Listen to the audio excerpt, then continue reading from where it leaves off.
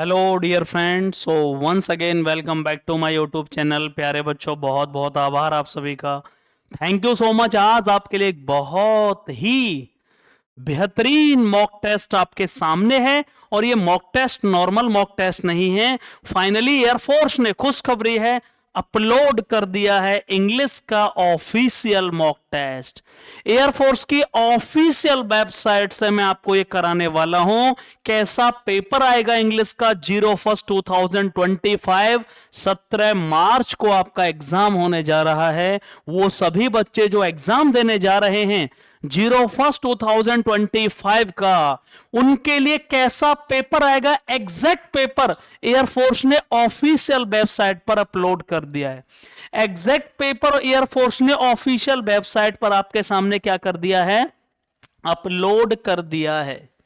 Exact paper कैसा आएगा, official website पर आपके सामने अपलोड कर दिया है। मैं वही पेपर आपको 20 में से 15 लाकर दिखाओ, मेरा चैलेंज है। 20 में से 15 ये एग्जैक्ट वो पेपर होगा जो आपके पेपर में कैसा पेपर आएगा वो दिखाएगा। ये एयरफोर्स की ऑफिशियल वेबसाइट से मैं लेके आया हूं और मैं सीधे एयरफोर्स की ऑफिशियल वेबसाइट पर आपके सामने चल रहा हूं। ये CASB central airman selection board, I mean CDAC, ये एयरफोर्स की ऑफिशियल वेबसाइट है। मैं इसको ओपन करूंगा, एयरफोर्स की ऑफिशियल वेबसाइट आ जाती है। यहां से मैं जाता हूं कैंडिडेट में, कैंडिडेट से जाता हूं सीधा मैं sample and model question paper. जब मैं मॉडल क्वेश्चन पेपर पर जाता हूं तो यहां इंग्लिश का मॉडल क्वेश्चन पेपर आ जाता है और रागा का भी आ जाता है। इंग्लिश और रागा के मॉडल क्वेश्चन पेपर आ जाते हैं, ठीक है ना। इंग्लिश का मॉडल क्वेश्चन पेपर कैसा होगा, यहां मैं चलता हूं और इसको मैं डाउनलोड कर लेता हूं। इंग्लिश का डाउनलोड कर लेता हूं जो एयरफोर्स ने अपलोड किया है। ये यहां से डाउनलोड हो जाता है और आपके सामने इंग्लिश का मॉक टेस्ट खुलता है। प्यारे बच्चे, कैसा पेपर होगा, ये पेपर आपके सामने है। मैं इसको थोड़ा सा जूम कर लेता हूं और आपको सभी को बताना होगा कि सर मेरे मार्क्स कितने आ रहे हैं, मेरे मार्क्स कितने हैं।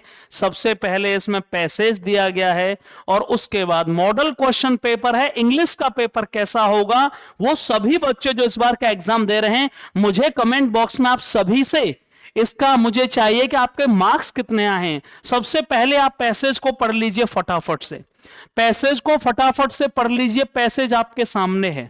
यदि नहीं दिख रहा है तो मैं इसे और बड़ा कर सकता हूं, यदि नहीं दिख रहा है तो मैं आपके सामने से और बड़ा कर सकता हूं। ये पैसेज क्लियर हो गया, ओके। आपके सामने है, 2 मिनट का समय है, पैसेज को पढ़ लीजिए और मुझे आंसर अपने हिसाब से बताइए कि क्या आंसर होंगे। मैं आपके सामने लेकर आया हूं, फटाफट से बताइए। 2 मिनट का समय सभी के लिए, फटाफट से पढ़ लीजिए। 2 मिनट का समय सभी के लिए है भाई।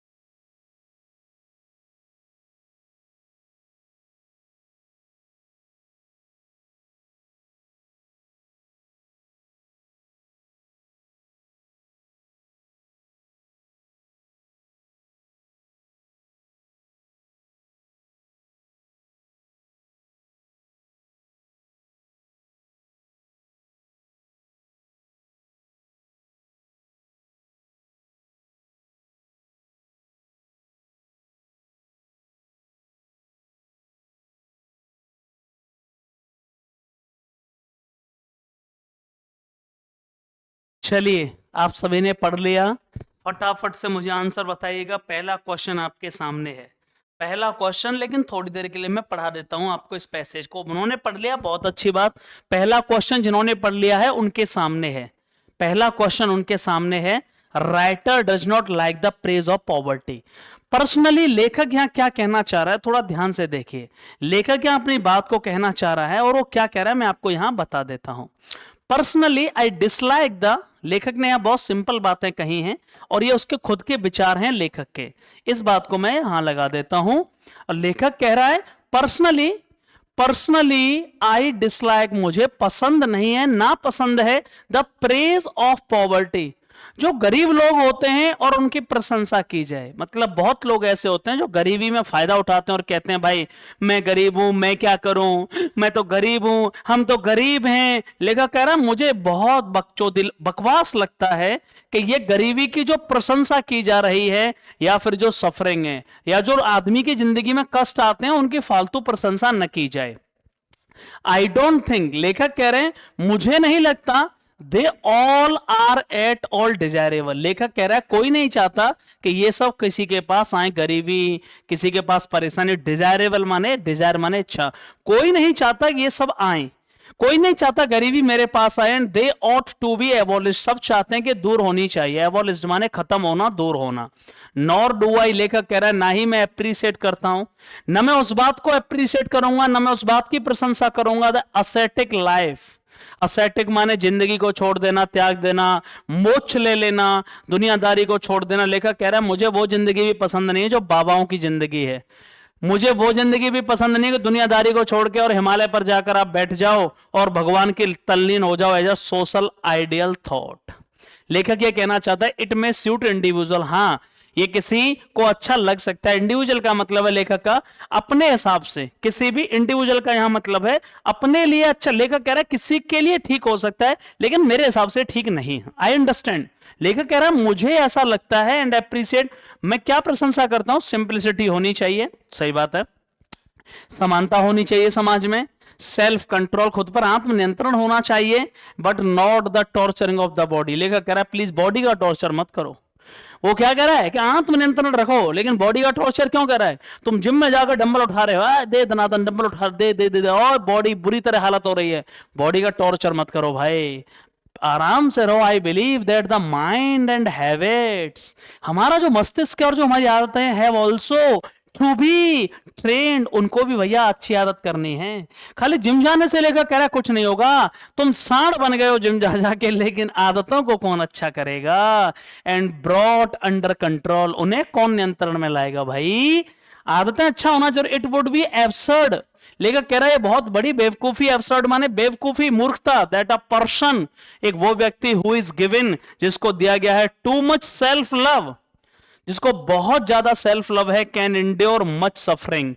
और ये लेखक कह रहा है बहुत बड़ी गलत फहमी है कि जो आदमी ये कहता है कि मैं खुद से बहुत ज्यादा लगाव रखूंगा, सेल्फ लव, और वो इंड्योर करेगा मच सफरिंग, वो कष्टों को झेल सकता है। कि लेखक कह रहा है ऐसा कुछ भी नहीं। और सो अनयूजुअल सेल्फ कंट्रोल, हो सकता है वो फालतू का आत्मनियंत्रण दिखाए और बिहेव लाइक अ हीरो, या उस हीरो की तरह व्हेन क्राइसिस कम्स, जब भी कोई आपत्ति आएगी हो सकता है वो हीरो की तरह काम न कर पाए। To be in good moral condition, आदतें अच्छी रखो, लेखक कह रहा है requires as much as training to be in physical health. बस कितना फिजिकल हेल्थ चाहिए, आदतों को अच्छी बनाओ। लेखक कह रहा है ज्यादा जिम जाने की जरूरत फालतू की नहीं है।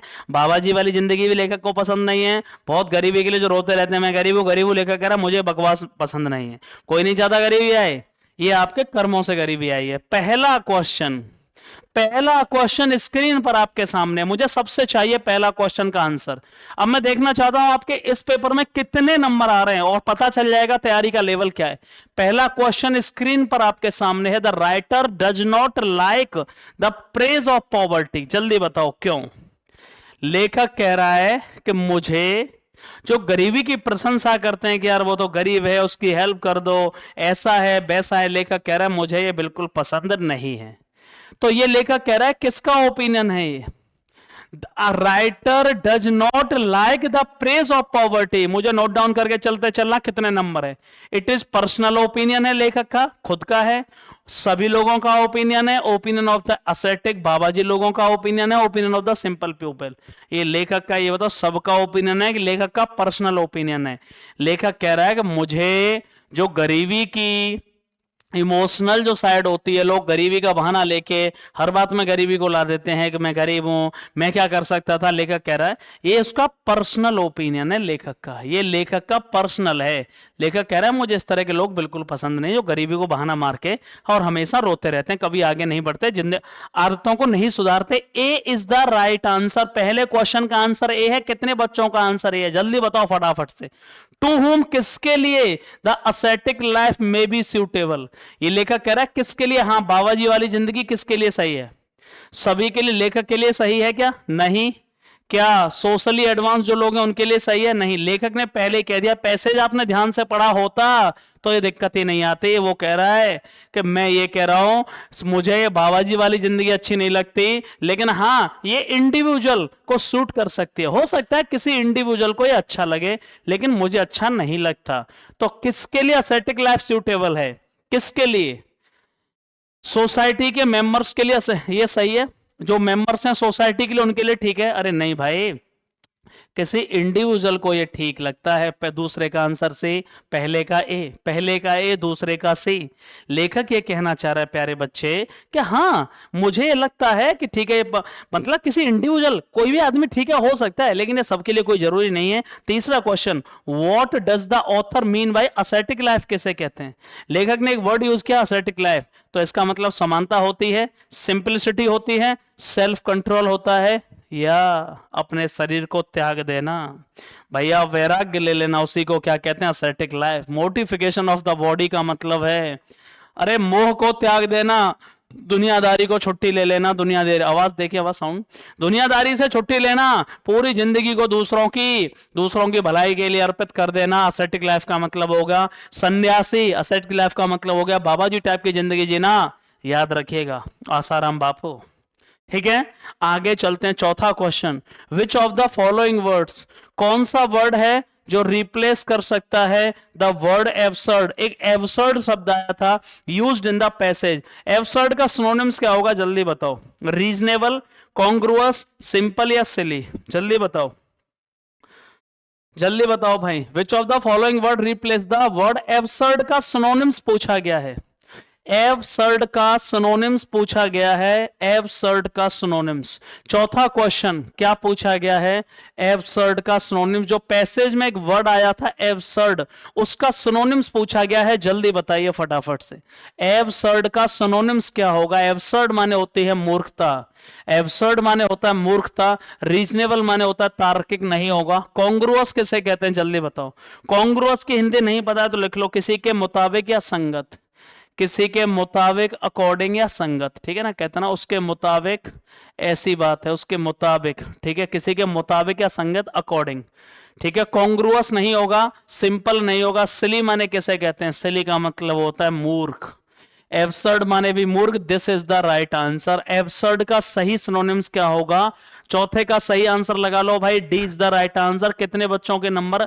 4 में से कितने क्वेश्चन सही हैं टोटल गिनते चलना, मुझे लास्ट में कमेंट में जरूर बताना है। 4 से ये वो पेपर है जो एयरफोर्स ने ऑफिशियली डाल रखा है, इसका मतलब एग्जैक्ट सेम पेपर ऐसा आएगा। सिली होगा एब्सर्ड का सिनोनिम्स। 5वां क्वेश्चन, ये 4 क्वेश्चन थे, पैसेज के खत्म हो गए। अब हमें बताना है इनकरेक्टली स्पेल्ड वर्ड बताओ। इनकरेक्टली, जल्दी बताइए, जल्दी बताइए, इनकरेक्ट वर्ड बताइए। 30 सेकंड का समय है। इनकरेक्ट कौन सा है? सेपरेट, अकर, रिसीव, एकोमोडेट। सही सही बताना कि आपका नंबर कितना है। अकर की स्पेलिंग सही है, OCCOUR। अकर माने होना या घटित होना, किसी घटना का घटित होना, उसे अकर कहते हैं। रिसीव माने प्राप्त करना, रिसिप्ट मिल गई है मतलब प्राप्त करना। अकोमोडेट माने कहीं रहना, रहने की व्यवस्था, रहना, अकोमोडेशन, उसे, इसकी भी स्पेलिंग सही है। सेपरेट की स्पेलिंग गलत है, सेपरेट की सही स्पेलिंग होती है SEPARAT। सेपरेट माने अलग होना, सेपरेट माने अलग होना। सेपरेट की स्पेलिंग गलत है और यही सही आंसर होगा। 5वें का सही आंसर हो गया, ए इज द राइट आंसर। 5वें का सही आंसर हो गया, ए इज द राइट आंसर। इसने पूछा इनकरेक्टली स्पेल्ड वर्ड, तो इनकरेक्टली मतलब स्पेलिंग किसकी गलत है, तो एक क्वेश्चन आना ही है इसका स्पेलिंग टेस्ट का। पैसेज के 4 क्वेश्चन, पैसेज को इग्नोर नहीं कर सकते। Separate is the right answer, ये इसी की स्पेलिंग गलत है।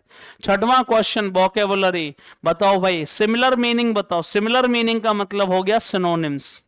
सिमिलर मीनिंग का मतलब हो गया सिनोनिम्स। जेस्ट का सिनोनिम्स बताओ। जेस्ट किसे कहते हैं? जल्दी, 30 सेकंड का समय आपके सामने है। ऑप्शन है पैशन, अपैथी, लेजी एंड बोरेडम। जल्दी बताओ फटाफट से भाई, जल्दी बताइए। जेस्ट का सिनोनिम्स क्या होगा प्यारे बच्चे? जेस्ट माने होता है आपका जोश, जोश, या जो आपका तीव्र इच्छा है। क्या चीज करने की आपकी इच्छा है? तीव्र इच्छा, जोश। आप कह सकते हैं इसका सही आंसर है, लिखो passion is the right answer. आपकी पैशन जो होती है, आपकी जो क्रेजीनेस होती है, पागलपन होता है किसी काम को करने का, उसी को जेस्ट बोला जाता है। जोश, एनर्जेटिक होना, बहुत ही ऊर्जावान होना, तीव्र इच्छा होना, पैशन होना आपके अंदर, उसी को जेस्ट कहते हैं। अपैथी किसे कहते हैं? अपैथी, अपैथी माने लिख लेना उदासीनता। अरे भाई, उदासीनता मतलब आलसी होना, एक तरह से आप कह सकते हो। अपैथी का मतलब है आलसी होना। लेजी माने भी क्या होता है? लेजी माने आलसी, और बोरेडम माने उबाऊ, मतलब उबाऊपन होना। उबाऊ नाउन है ये, बोरेडम उबाऊपन होना, मतलब बहुत ज्यादा कहते हैं ना आलस आना, बहुत उबाई हो रही है सर, मतलब पढ़ने का मन नहीं कर रहा, बहुत आलस आ रहा है, बहुत ही उबाऊपन आ रहा है। ये छठवें का सही answer A is the right answer. सातवां क्वेश्चन स्क्रीन पर आपके सामने है, जल्दी बताओ। अपोजिट मीनिंग बताना है, एंटोनिम्स बताना है किसका? इम्बेलिस का। जल्दी बताओ भाई। इम्बेलिस के ऑप्शन है sacrifice, disfigure, forfeit and indict. जल्दी बताइए। इम्बेलिस का अपोजिट पूछा गया है, इम्बेलिस का अपोजिट पूछा गया है, जल्दी बताइए फटाई। इम्बेलिस माने क्या होता है? टाइम खत्म होता है आपका। इम्बेलिस माने होता है प्यारे बच्चे सजाना, सजाना, किसी चीज को बहुत अच्छे से डेकोरेट करना, इम्बेलिस। जैसे सब्जियों को सजाना, कपड़ों को रखना, इम्बेलिस बोला जाता है उसको, गार्निश। और सेक्रीफाइस माने बलिदान देना, किसी को बलिदान करना, अपनी जिंदगी को सेक्रीफाइस कर देना। डिसफिगर माने अपोजिट पूछा गया है, तितर वितर करना। तितर वितर यही सही आंसर है, तितर वितर करना। फैलाना चीजों को, फिगरेटिव का मतलब होता है तरीके से लगाना, और डिसफिगर माने तितर वितर करना। B is the right answer. इम्बेलिस का अपोजिट हो गया, इम्बेलिस माने चीजों को बहुत तरीके से रखना, सजा के रखना, डिसफिगर माने तितर वितर करना। और इंडिक्ट तो आपको पता होगा, किसी पर मुकदमा लगाना।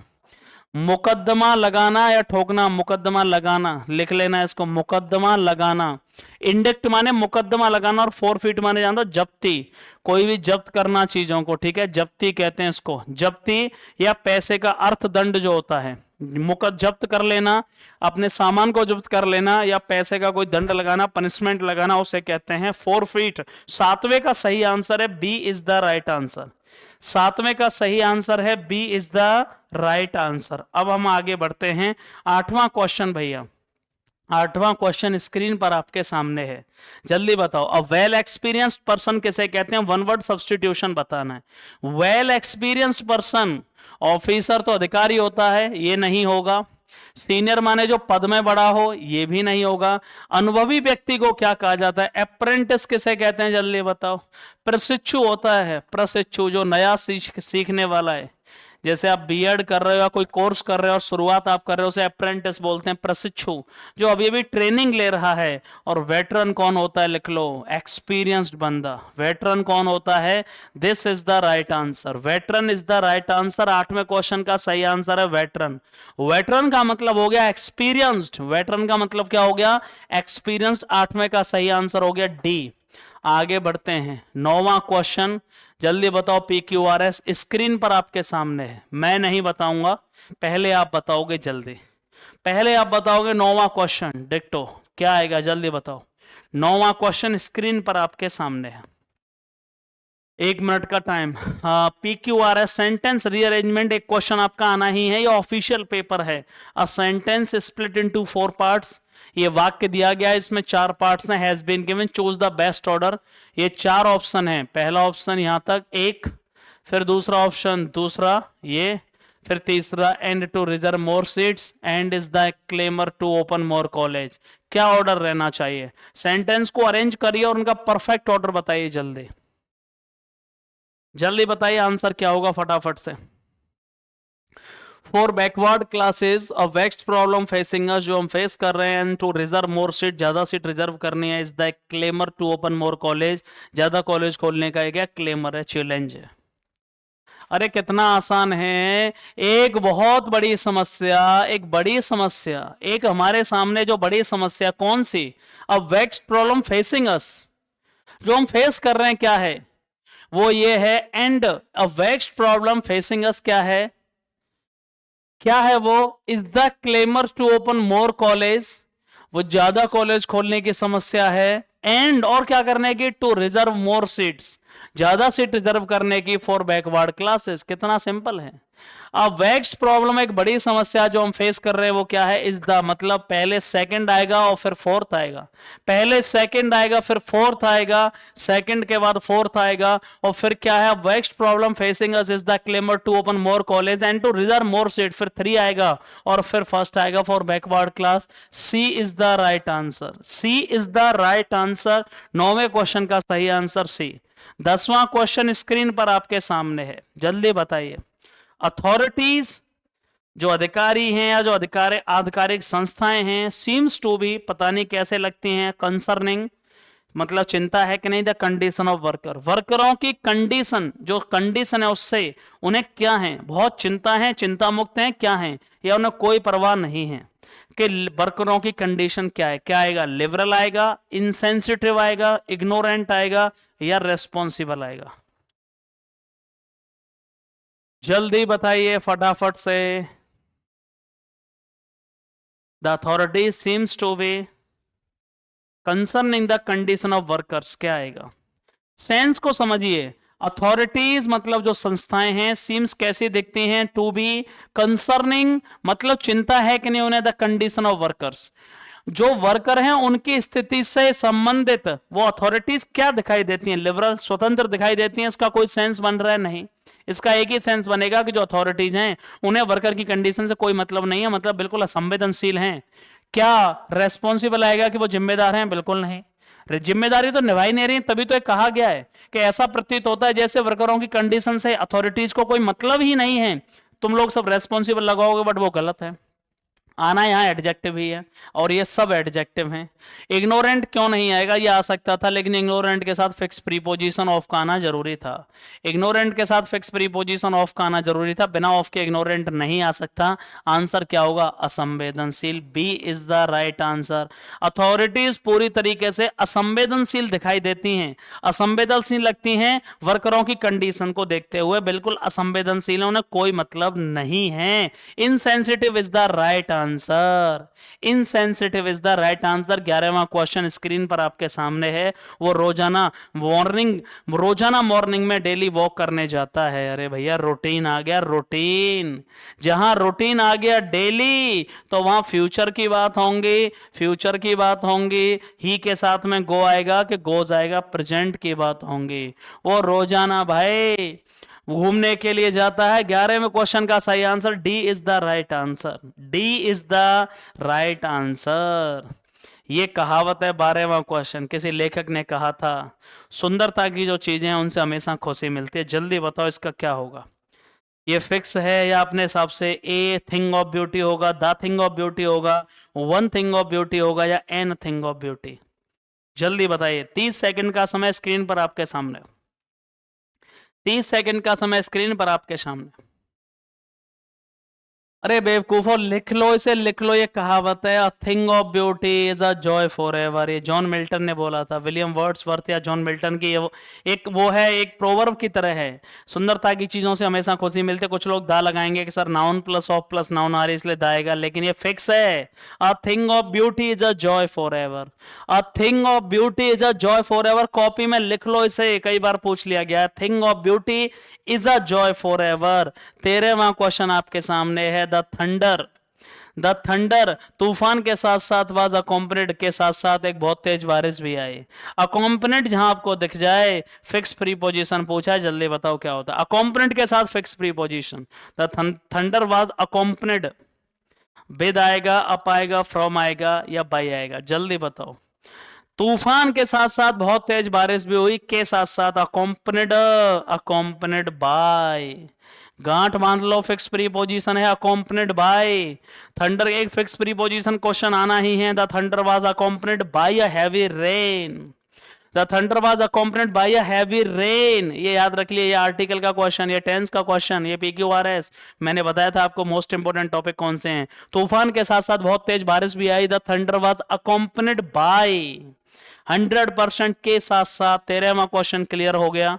आगे बढ़ते भाई फटाफट से। नंबर जरूर बताना मुझे बेटा कमेंट बॉक्स में कि कितने मार्क्स आए, और वो भी ईमानदारी से। 14वां क्वेश्चन स्क्रीन पर आपके सामने है। 14वां क्वेश्चन स्क्रीन पर आपके सामने है, फटाफट से बताइए। 14वां क्वेश्चन स्क्रीन पर आपके सामने है। The noun form of detect, detect एक वर्ब है और डिटेक्ट की नाउन पूछी है, जल्दी बताओ। डिटेक्ट माने होता है पता लगाना, पता करना। डिटेक्ट एक वर्ब है और डिटेक्ट का नाउन फॉर्म पूछा गया। डिटेक्ट माने होता है पता करना, किसी चीज का पता लगाना, उसे डिटेक्ट बोला जाता है। तो डिटेक्ट का नाउन क्या होगा? डिटेक्ट माने पता लगाना, और डिटेक्शन, डिटेक्शन क्या हो गया? इसका नाउन हो गया TION। डिटेक्शन इसका नाउन हो गया, लिख लो। डिटेक्टिव इसका एडजेक्टिव हो गया, डिटेक्टिव इसका एडजेक्टिव हो गया। डिटेंशन एक अलग वर्ड है, डिटेंशन भी एक नाउन है, लेकिन ये इसका नाउन नहीं। डिटेंशन माने किसी को कैद कर लेना, कैद करना, कैद में रखना। डिटेंशन माने होता है कैद। और डिक्टेटर क्या हो गया? डिक्टेटर माने हो गया तानाशाह। हिटलर क्या था? एक डिक्टेटर था, तानाशाह, ऑटोक्रेसी। तो डिटेक्ट का नाउन फॉर्म क्या हो गया? डिटेक्शन हो गया। D is the right answer. और डिटेक्टिव इसका एडजेक्टिव होता है। डिटेंशन एक नाउन है जो अलग वर्ड है, कैद करना किसी को। डिटेक्ट माने होता है पता लगाना। डिटेक्ट का मतलब क्या होता है? पता लगाना किसी चीज का, रिवील, पता लगाना, ठीक है ना, डिटेक्ट करना, ठीक है ना, डिटेक्ट करना। 15वां क्वेश्चन स्क्रीन पर आपके सामने है। He is greater than me, adjective degree, comparative degree को पॉजिटिव डिग्री में चेंज करना है। He is greater than me, जल्दी बताओ क्या होगा? He is greater than me, he is greater than me, जल्दी बताइए। 15वां, आई एम द ग्रेटेस्ट, ये कैसे हो सकता है? ये तो सुपरलेटिव डिग्री हो गई। कंपैरेटिव डिग्री तो सो एज और एज से बनाई जाती है। He is as great as I, नहीं, वो मुझसे ज्यादा महान है। तो ये कैसे हो सकता है? वो मुझसे ज्यादा महान है, मैं उतना महान नहीं हूं जितना कि वो। I am not so great as he. A is the right answer, A is the right answer. 15वें का सही आंसर ए होगा 100%। 15वें का सही आंसर ए होगा 100%, 100% ए इज द राइट आंसर। 15वें का आपके सामने 3 स्पॉटिंग एरर हैं, 16, 17, 18। 16, 17, 18। ये बहुत बड़ी बेवकूफी है जो लोग ये कहते हैं कि कई बार स्पॉटिंग एरर एक से ज्यादा नहीं आ सकती। ये किसने बोला भाई?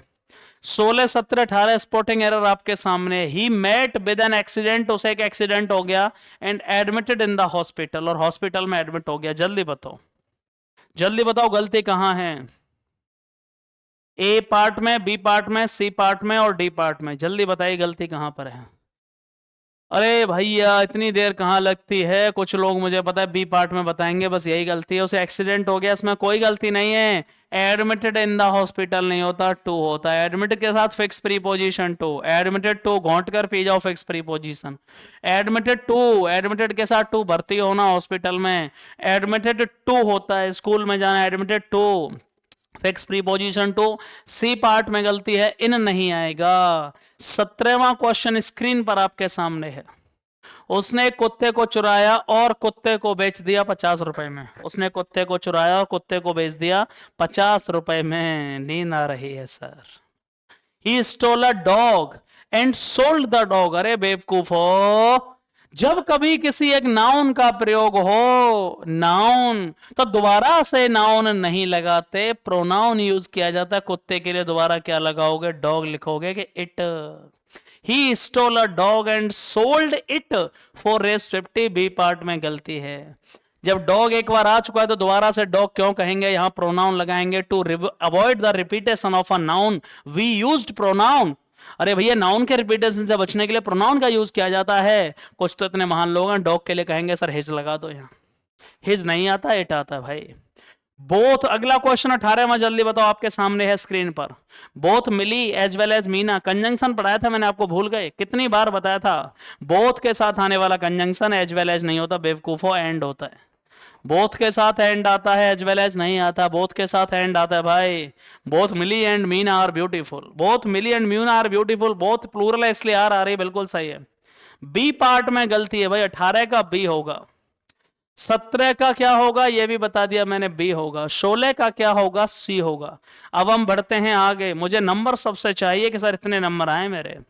जल्दी बताओ भाई, 19 और 20 क्वेश्चन, एक्टिव, पैसिव और डायरेक्ट इनडायरेक्ट, रट लो, ये आने ही हैं। 2 क्वेश्चन आने ही हैं, कोई रोक नहीं सकता।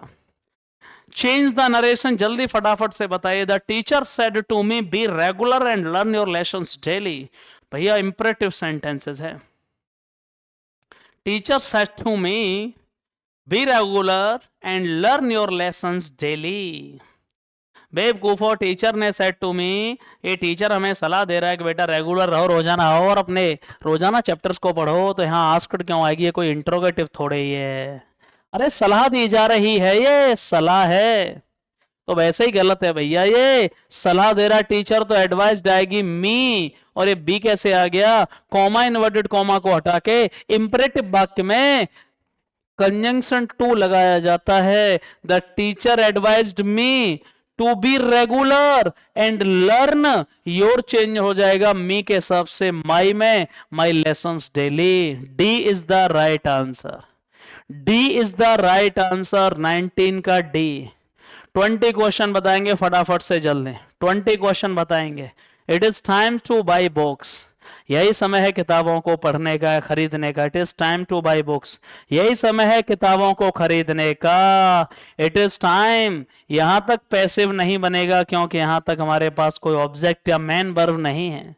ऐसे वाक्य जिनमें वर्ब नहीं या ऑब्जेक्ट नहीं, उनका पैसिव नहीं बनाया जा सकता। यहां तक तो पैसिव नहीं बनेगा, अब इसका पैसिव बनाना है तो क्या बनेगा? टू बाई बुक्स का। It is time, it is time, it is time for the books to be bought. It is time for the books to be bought। कभी भी ऐसा क्वेश्चन आ जाए, it is time के बाद two plus के verb की first form हो, it is time के बाद, it is time के बाद क्या हो? लिख लो, टू प्लस के वर्ब की फर्स्ट फॉर्म हो, फर्स्ट फॉर्म, और तुरंत नाउन हो उसके बाद में। तो इसका पैसिव लिखो बेवकूफो, इट इज टाइम सेम रहेगा, यहां फोर लग जाएगी, तुरंत नाउन आ जाएगी, फोर प्लस के नाउन, फोर द नाउन, और प्लस के टू लग जाएगा, टू बी, और वर्ब की मेन वर्ब की थर्ड फॉर्म, मेन वर्ब की third form. It is time for the books to be bought, it is time for the books to be bought. C is the right answer, C is the right answer. ये वो paper है जो air force ने officially mock की तरह अपनी official website पर डाल रखा है। यदि इसमें आपके 15 से ऊपर हैं तो मैं गारंटी दे रहा हूं, कोई रोक नहीं सकता कि आपके एयरफोर्स के पेपर में 15 से ऊपर ना आए। मुझे नंबर सारे बच्चे शेयर करेंगे, लेकिन पेपर कैसा लगा ये जरूर बताइएगा। Thank you so much and love you all.